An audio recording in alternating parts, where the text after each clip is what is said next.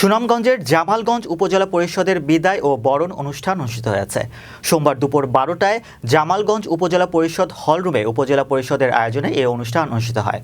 সুনামগঞ্জ জেলা প্রতিনিধি জানান, অনুষ্ঠানে সভাপতিত্ব করেন জামালগঞ্জ উপজেলা নির্বাহী অফিসার মোশফিকিন নূর, নবাগত উপজেলা পরিষদ চেয়ারম্যান মোহাম্মদ রেজাউল করিম শামীম, মহিলা ভাইস চেয়ারম্যান মার্জানা ইসলাম শিবনা, ভাইস চেয়ারম্যান আকবর হোসেনকে বরণ করা হয়। অন্যান্যদের মাঝে বক্তব্য রাখেন ইউপি চেয়ারম্যান কাজল চন্দ্র তালুকদার, সুব্রত সামন্ত সরকার, আক্তারুজ্জামান তালুকদার, বীর মুক্তিযোদ্ধা আক্তার হোসেন, উপজেলা কৃষি officer Mohammad Alauddin, press club সভাপতি মোহাম্মদ হাবিবুর রহমান। অনুষ্ঠানে উপস্থিত ছিলেন জামালগঞ্জ উপজেলা স্বাস্থ্য ও পরিবার পরিকল্পনা কর্মকর্তা ডাক্তার মোহাম্মদ মঈনুদ্দিন আলমগীর, মোহাম্মদ মাসুক মিয়া, প্যানেল চেয়ারম্যান মোহাম্মদ নুরুল হুদা, প্রকল্প কর্মকর্তা এরশাদ হোসেন, প্রাণী সম্পদ অফিসার ডাক্তার আবুল কাশেম, যুব উন্নয়ন অফিসার হাবিবুর রহমান, উপজেলা সহকারী প্রকৌশলী আনিসুজ্জামান আনিস, সমাজ সেবা কর্মকর্তা সাব্বির সারোয়ার, জনস্বাস্থ্য সহকারী প্রকৌশলী রামকুমার সাহা প্রমুখ।